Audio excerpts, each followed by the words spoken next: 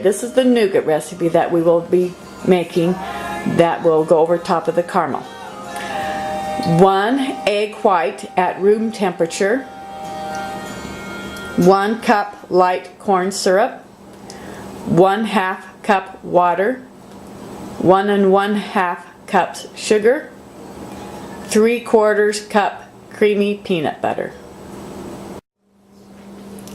Okay, right now I'm going to show you how to make, they're called snicks. They resemble a candy bar called Snickers. And what you do, you'll take just your favorite caramel recipe and you'll line your pan with nuts.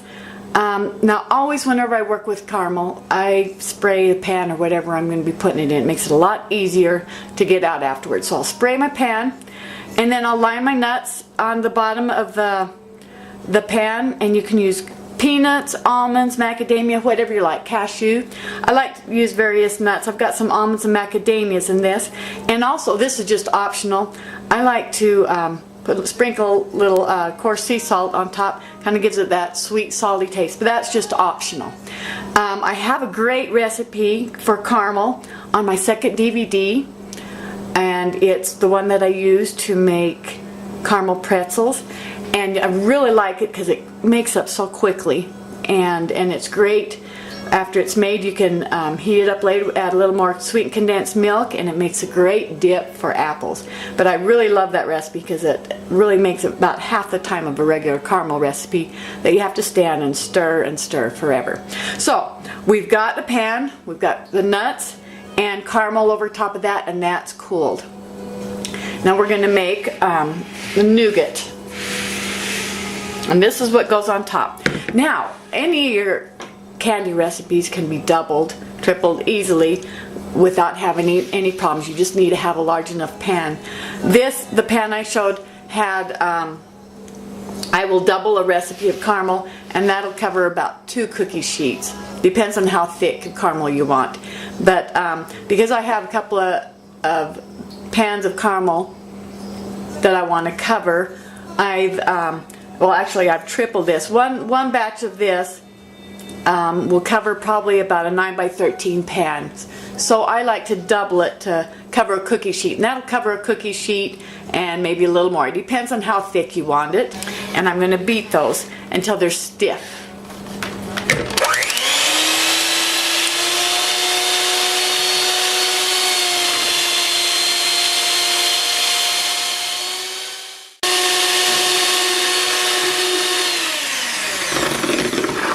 You notice how they're getting stiff, but it's still bubbly. I want it to be stiff and glossy, and you won't see any bubbles. So I'm going to keep mixing. It only takes about 2-3 minutes. Doesn't take very long.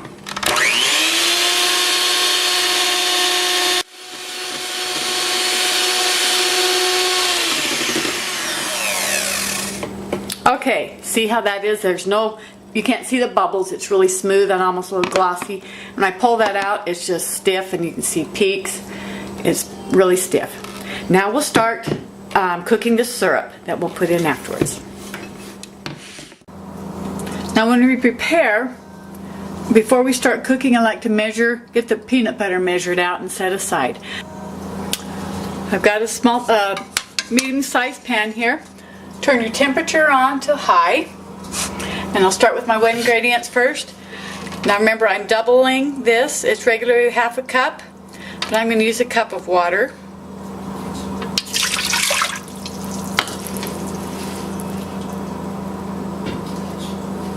It's 1 1/2 cups of sugar, but I'm doubling it, so I will add 3.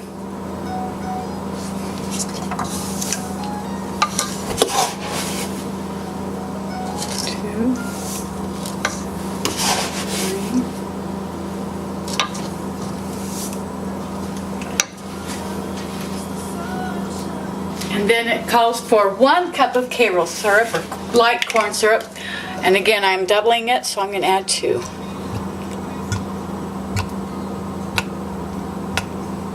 I like to put my wet ingredients first so that the sugar doesn't just get settled and stuck on the bottom. We'll kind of carefully stir that.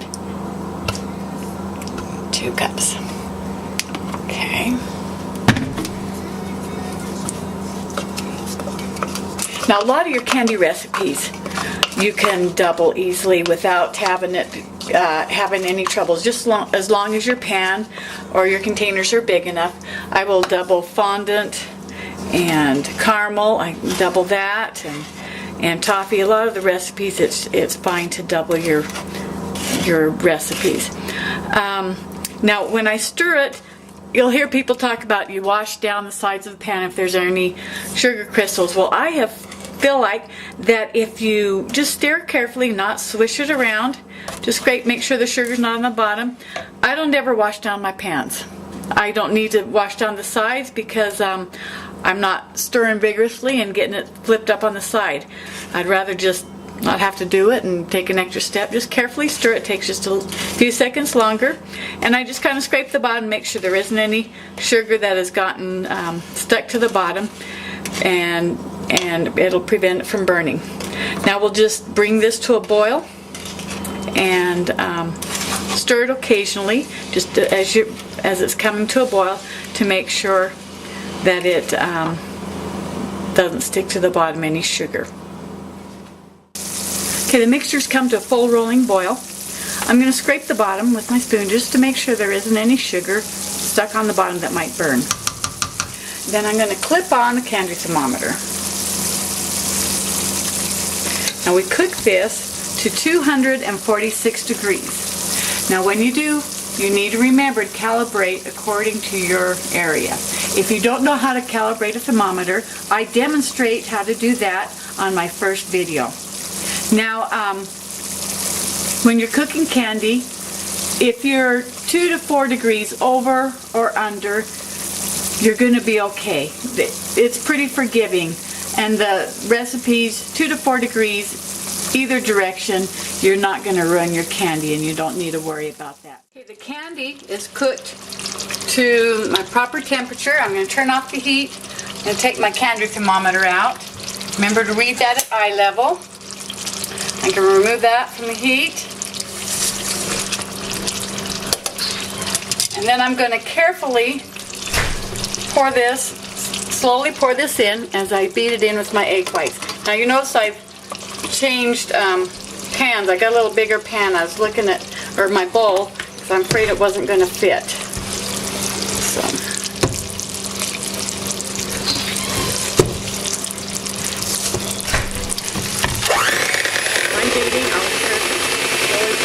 Pour this in on my egg whites.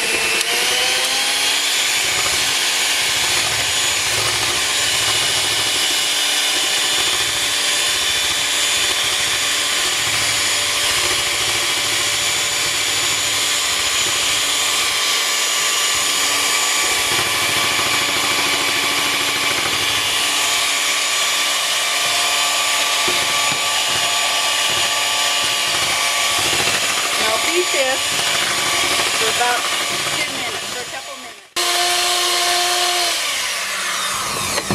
Okay, you notice it's still runny. It won't stiffen up. And I'll add the peanut butter. I've already got that pre-measured, so I can just put that right in. I'll scrape that. And we'll mix that in.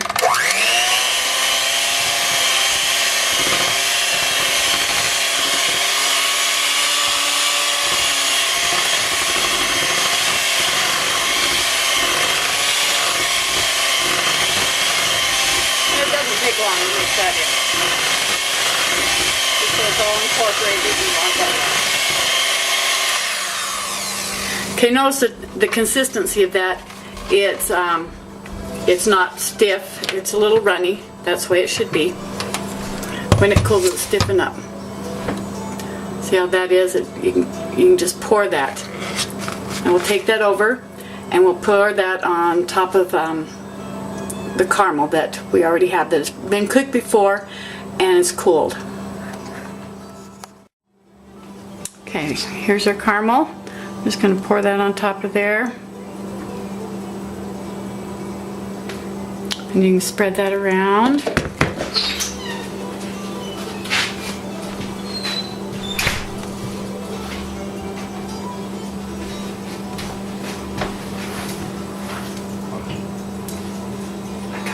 Okay, you can just put that as thick as you'd like that if you want it thicker or just however desired thickness you'd like. Now we'll put this in a cool room where it can set up. It takes 3 to 4 hours, and as soon as it's set up, we'll cut those up. I'll show you how to do that after it's all set up.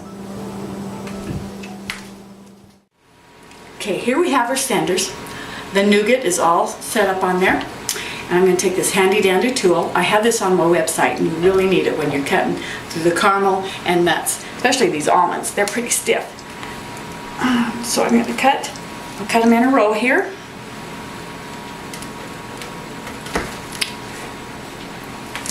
Okay, I'll get that separated on there. You can just kind of pull that away. And I like to take this, and I've got several small sanders, and I'll cut those into smaller sections. Really easy. Get a nice straight edge like this. Now these right now are ready to dip, but I really prefer, most of all my sanders, I like to freeze first and chill it. It makes the chocolate set up a little better and quicker, and it just makes them easy to work with. Now when you put all this work in your sanders, I feel like the secret to making really good candy is making good sanders and then covering it with the best chocolate you can. And I have tried several brands, and I still feel like Peter's chocolate is the best you can get. It's got a nice creamy texture and a good flavor. And anyone that has ever used Peter's or dipped with that also agrees. They just say Peter's is the best.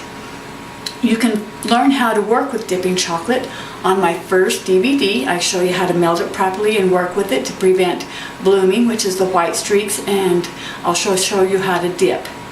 Well, good luck. I think you can do it. You'll find that it's not really hard to do. Just learn a few skills and learn the proper equipment. And that is also if you would like more instruction and learn the equipment and the tools to use, you can purchase and get my first video that has all that instruction on there. Now, my theory in life is eating healthy all the time doesn't really make you live longer. It just seems like it. We need to eat a little chocolate here.